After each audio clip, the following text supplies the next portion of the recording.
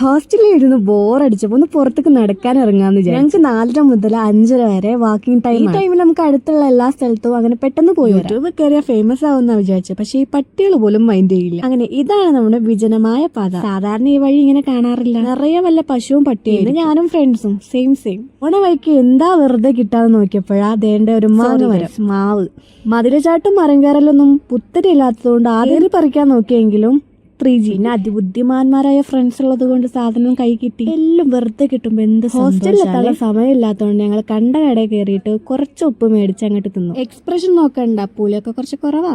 വരുന്ന വഴിക്ക് കുറച്ച് കുട്ടികളെ പരിചയപ്പെട്ടു എന്ന് പറയാൻ പറ്റില്ല. ഭീഷണിപ്പെടുത്തി സൈക്കിൾ മേടിച്ചു. ഒരു നൊസ്റ്റാൾജിക്കൽ വന്നപ്പോ നൊസ്റ്റാൾജിക്കലൊക്കെ പോയിക്കണ് തോന്നുന്നു. സത്യം പറഞ്ഞാൽ ഇറങ്ങിയതേ എന്തിനാ മറന്നു. ഹോസ്റ്റലിലോട്ട് കുറച്ച് സാധനങ്ങൾ മേടിക്കണം. പിന്നെ ഇടം വല്ല നോക്കാതെ അക്കനോട് വില പേശിയിട്ട് ഒരു ഉള്ളി ഫ്രീ കിട്ടി. ഇന്നത്തെ അസുഖങ്ങളൊക്കെ മാറി. ഇനി നേരെ ഹോസ്റ്റലിൽ പോകണം.